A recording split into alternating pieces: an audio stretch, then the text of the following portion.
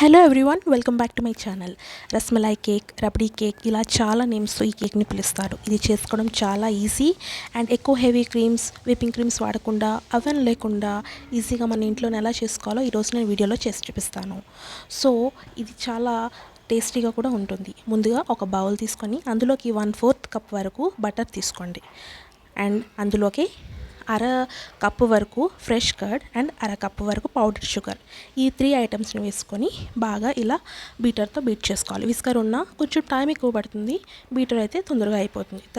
తర్వాత ఇందులోకి అరకప్పు వరకు మైదా, అరకప్పు వరకు గోధుమ పిండి, baking powder and baking soda, ఈ 4 ఐటమ్స్ సీవ్ చేసుకొని ఇలా జల్లెడ పట్టుకొని మనం ఈ వెట్ ఇంగ్రీడియంట్స్లోకి ఈ డ్రై ఇంగ్రీడియంట్స్ ఇలా సీవ్ చేసుకోవాలి. సో రూమ్ టెంపరేచర్లో ఉన్న మిల్క్ని మనం యాడ్ చేసుకొని ఈ కేక్ బ్యాటర్ పర్ఫెక్ట్ కన్సిస్టెన్సీ రావడానికి మనకి యూస్ అవుతుంది. తర్వాత ఇందులోకి yellow food colour and pineapple essence వేసుకొని ఈ విధంగా కలుపుకోవాలి. ఒకవేళ వద్దనుకుంటే స్కిప్ చేయొచ్చు.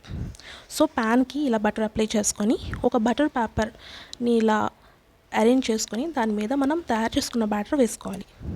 సో ఒక క్యాస్ట్ ఐరన్ తవా అయినా నార్మల్ తవా అయినా ఇలా హీట్ అయిన తర్వాత మనం ప్రీ హీట్ చేసుకొని ఈ విధంగా మనం బేక్ చేసుకోవాలి.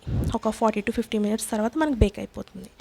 సో ఈ విధంగా నెక్స్ట్లో మనం రబడీ చేసుకోవడానికి ఇలా 1/2 లీటర్ పాలలో మరుగుతున్న పాలల్లో మనం బాదం అండ్ క్యాష్యూ పౌడర్ని ఇలా వేసుకోవాలన్నమాట. వేసుకున్న తర్వాత ఇందులోకి కుంకుమ పువ్వు కలిపిన కొంచెం పాలను వేసుకొని చల్లారి పెట్టుకోవడానికి సైడ్ పెట్టుకోండి. ఈ లోపల మనకి కేక్ బేక్ అవుతుంది అనమాట. సో ఇది పూర్తిగా చల్లారిపోయిన తర్వాత మాత్రమే, అండ్ మనం రబడీ తయారు చేసుకున్నాం కదా, అది కూడా పూర్తిగా చల్లారిపోయిన తర్వాత మాత్రమే మనం ఈ కేక్ మీద స్ప్రెడ్ చేసుకోవాలి. సో కేక్ మొత్తంగా చల్లగా అయిపోయిన తర్వాత ఈ విధంగా మనం స్క్యూయర్స్తో ఇలా కన్నాలు పెట్టుకున్న తర్వాత దీని మీద మనం రబడీని స్ప్రెడ్ చేసుకోవాలి.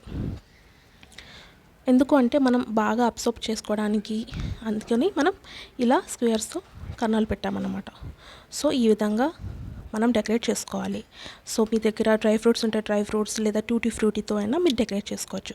చాలా ఈజీ. బర్త్డే రోజున కానీ ఎప్పుడైనా ఏ ఒకేషన్లో అయినా తొందరగా కేక్ చేసుకోవాలంటే ఇది ఒక మంచి option. And thanks for subscribing, thanks for watching, enjoy.